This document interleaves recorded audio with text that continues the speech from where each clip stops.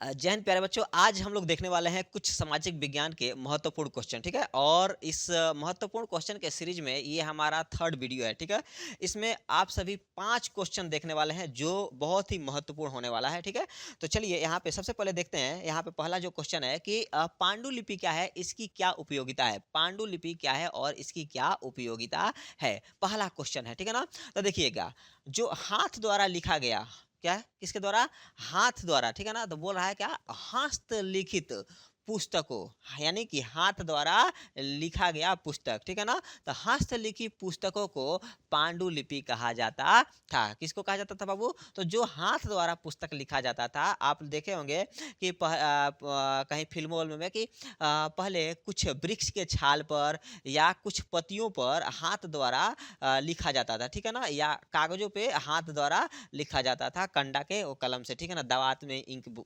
से भिगो भिगो के। ठीक है ना, तो चलिए उसको कहा जाता था बाबू पांडुलिपि। तो आइए देखिए, बोला कि हस्तलिखित पुस्तकों को पांडुलिपि कहा जाता था, जो एक व्यक्ति या अनेक व्यक्तियों द्वारा हाथ से लिखी गई होती है। ठीक है ना, एक व्यक्ति या अनेकों व्यक्तियों द्वारा हाथ से लिखी गई जो पुस्तकें होती है उसको पांडुलिपि कहा जाता है। इसका उपयोग इतिहास से संबंधित जानकारी को प्राप्त करने के लिए किया जाता था। अब इस पांडुलिपि का उपयोग इतिहास से संबंधित जानकारियों को प्राप्त करने के लिए किया जाता था। ठीक है, सब मिला जुला के बात यह है कि हाथ द्वारा लिखी जाने वाली पुस्तक को पांडुलिपि कहा जाता था। चलिए next question, question number second देख लिया जाए। ये आप लोग कॉपी और पेन निकाल लीजिए और निकाल के इस क्वेश्चन को लिखते जाइए, क्योंकि देखने से कुछ नहीं होता है। ठीक है ना, जितना बेहतरीन ढंग से आप लोग लिखेंगे एग्जाम में, जितना सजा के लिखेंगे, जितना डेकोरेट करके लिखेंगे, उतना बेहतर नंबर आपको मिलेगा। ठीक है, और नहीं तो केवल याद करते हुए चले जाएंगे और जब एग्जाम में लिखने बैठिएगा ना तो कुछ याद ही नहीं आएगा, सारा नील बट्टे सन्नाटा हो जाएगा। ठीक है ना, एक सुने होंगे भोजपुरी में कहा जाता है लिख लोढ़ा पढ़ पत्थर, तो वही लिख लोढ़ा पढ़ पत्थर वाला हाल हो जाएगा। यानी कि याद तो बहुत सारा चीज करके जाओगे, लेकिन जब बैठोगे लिखने के लिए तो कुछ नहीं लिख पाओगे। ठीक है ना, तो अगर इस समस्या को अगर दूर करना चाहते हैं आप, तो अभी से इस सारे क्वेश्चन को लिखते जाइए, नहीं तो बाद में चल के बहुत दिक्कत होगी, एग्जाम में जाके पछताना पड़ेगा। ठीक है, तो चलिए सेकंड क्वेश्चन यहाँ पे देखते हैं कि दांडी यात्रा का उद्देश्य क्या था। सेकंड क्वेश्चन है बाबू, दांडी यात्रा का उद्देश्य क्या था। देख लीजिएगा, यहाँ पे सेकंड क्वेश्चन है, दांडी यात्रा का क्या उद्देश्य था। देखिए, अब 12 मार्च 1930 को, ऑब्जेक्टिव ही याद हो जाएगा यहीं से। ठीक है ना, कि दांडी यात्रा कब हुआ था, तो दांडी यात्रा प्रारंभ कब हुआ था, तो 12 मार्च 1930 को, याद रखिएगा। ठीक है, तो बोल रहा है कि 12 मार्च 1930 को साबरमती आश्रम से गांधी जी के द्वारा दांडी यात्रा शुरू किया गया था। कब बाबू, 12 मार्च 1930 को साबरमती आश्रम से गांधी जी के द्वारा दांडी यात्रा शुरू किया गया था। इसका मुख्य उद्देश्य था समुद्र तट, यानी कि समुद्र तट, कहाँ, कौन सा समुद्र तट, दांडी समुद्र तट पहुंचकर समुद्र के जल से नमक बनाकर नमक कानून को तोड़ देना, नमक कानून को भंग कर देना। देखिए, अंग्रेज अंग्रेज अंग्रेज सब ना भारतीय लोगों पर बहुत सारा नियम प्रतिबंध लगा रखा था, जिसमें कि भारतीय लोग नमक नहीं बना सकते थे और नमक का व्यापार वो लोग खुद नहीं कर सकते थे। ठीक है ना, तो इन सभी परेशानियों को दूर करने के लिए, इन नियम कानूनों को तोड़ने के लिए गांधी जी साबरमती आश्रम से 12 मार्च 1930 को एक यात्रा निकाले और दांडी समुद्र तट पे पहुंचे और पहुंच के इस नियम को तोड़ दिए। ठीक है ना, इस कानून को भंग कर दिए। ठीक है, चलिए, तो दांडी यात्रा का यही उद्देश्य था, नमक कानून को तोड़ना। क्या था बाबू, दांडी यात्रा का उद्देश्य था नमक कानून को तोड़ना। अब आइए नेक्स्ट क्वेश्चन देखा जाए, थर्ड, तीसरा नंबर क्वेश्चन। तीसरा नंबर क्वेश्चन है कि मेटरनिक युग क्या है। ये बहुत ही मस्त क्वेश्चन है, मेटरनिक युग क्या है। देखिएगा, ऑस्ट्रिया के चांसलर, पता है ना ऑस्ट्रिया, ठीक है, तो देखिएगा, मेटरनिक ने 1815 से 1848 तक ऑस्ट्रिया में शासन किया था। कहाँ शासन किया था, ऑस्ट्रिया में शासन किया था। मेटरनिक ने 1815 से 1848 तक ऑस्ट्रिया में शासन किया था। उसके शासन काल को मेटरनिक युग के नाम से जाना जाता है। देखिएगा, मेटरनिक अब 1815 से 1848 तक ऑस्ट्रिया में शासन किया और उस दरमियान इतना बढ़िया उन्होंने राज्य को संभाला, इतना बेहतरीन ढंग से राज्य को चलाया कि उसके शासन काल को ही मेटरनिक युग के नाम से जाना जाता है, ठीक है ना। यानी कि जब आप बेहतर बेहतर कार्य करेंगे तो आपके कार्यों को बहुत दिनों तक याद रखा जाएगा। आपके जो भी पीढ़ियाँ आएँगी, वो पीढ़ियाँ आपको याद रखेंगी, ठीक है? तो वैसा ही कुछ हाल है मेटरनिक के साथ। मेटरनिक इतना बेहतरीन ढंग से राज्य को चलाया, इतना अच्छा से कार्य किया कि उसके शासन काल को ही मेटरनिक युग के नाम से जाना जाता है, ठीक? आइए अब देखते हैं क्वेश्चन नंबर 4। चौथा क्वेश्चन।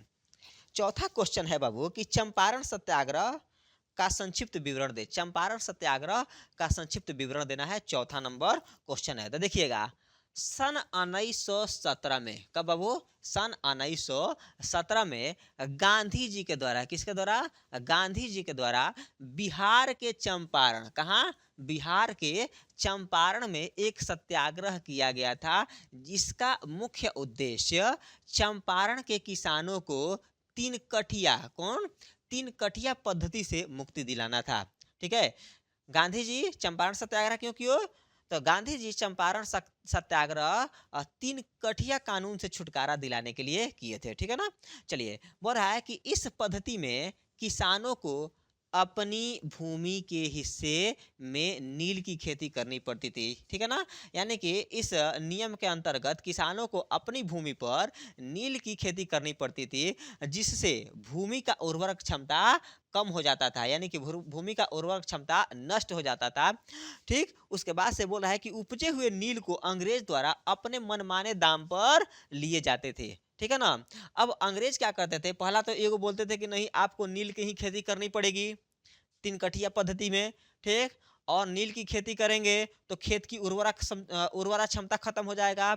दूसरा, नील की खेती करेंगे तो जो उससे उपज प्राप्त होगा नील, उसको अंग्रेज ही खरीदेंगे और अंग्रेज मनमाने दाम पे खरीदेंगे, ठीक। आपकी लागत आ रही है ज़्यादा और वो खरीदेंगे कम में, ठीक। इससे वहाँ के जो किसान थे वो दिन पर दिन गरीब होते जा रहे थे, मजबूर होते जा रहे थे।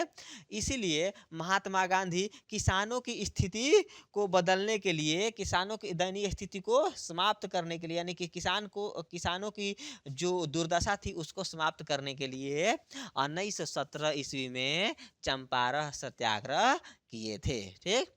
देख लीजिएगा, 1917 ईस्वी में बिहार के चंपारण जिले में महात्मा गांधी पहला सत्याग्रह किए थे, ठीक है। किस? तीन कठिया कानून से छुटकारा दिलाने के लिए। ये हो गया क्वेश्चन नंबर 4। अब आइए क्वेश्चन नंबर 5वां देखा जाए। ये सारे क्वेश्चन आप लोगों को व्हाट्सएप चैनल पर मिल जाएगा। यहाँ पे आप सभी को डिस्क्रिप्शन दे देंगे, क्या बोलते हैं, डिस्क्रिप्शन में आप सभी को लिंक दे रहे हैं, ठीक। वहाँ से आप लोग डाउनलोड कर लीजिएगा सारे नोट्स। ये है क्वेश्चन नंबर 5वां। क्वेश्चन नंबर 5वां है कि असहयोग आंदोलन, प्रथम जन आंदोलन कैसे था? यानी कि असहयोग आंदोलन, क्या बाबू? असहयोग आंदोलन प्रथम जन आंदोलन था, कैसे बताना है, ठीक। तो देखिएगा, असहयोग आंदोलन वर्ष 1920 ईस्वी में, कब? असहयोग आंदोलन वर्ष 1920 ईस्वी में महात्मा गांधी द्वारा, किसके द्वारा बाबू? महात्मा गांधी के द्वारा, चाहे महात्मा गांधी के नेतृत्व में चलाए जाने वाला प्रथम जन आंदोलन था, ठीक है। इसमें असहयोग की नीति प्रमुखता से अपनाई गई थी और इस आंदोलन में किसान, मजदूर, आदिवासी और कुछ शिक्षित वर्ग, यानी कि सबों ने चढ़कर भाग लिया था, सभी लोगों ने इसमें चढ़कर भाग लिया था। इसीलिए इसे पहला जन आंदोलन, यानी कि प्रथम जन आंदोलन के नाम से जाना जाता है। फिर से एक बार देख लीजिए, असहयोग आंदोलन प्रथम जन आंदोलन था, कैसे बताना है? तो देखिएगा, असहयोग आंदोलन वर्ष 1920 ईस्वी में महात्मा गांधी के नेतृत्व में चलाए जाने वाला प्रथम जन आंदोलन था। इसमें असहयोग की नीति प्रमुखता से अपनाई गई। इस आंदोलन में किसान, मजदूर, आदिवासी सबों ने बढ़ चढ़कर भाग लिया था, इसीलिए इसे प्रथम जन आंदोलन के नाम से जाना जाता है। ठीक है, प्रथम जन आंदोलन इसे कहा जाता है। ये हो गया 5 इंपॉर्टेंट क्वेश्चन। अब अगले वाले वीडियो में मैं फिर से 5 इंपॉर्टेंट क्वेश्चन अपलोड करूंगा। आप सभी इसको देखते रहिए और कॉपी पे लिखिए और ध्यान से पढ़िए ताकि आप बेहतर स्कोर कर सकें। ठीक है, तब तक के लिए धन्यवाद।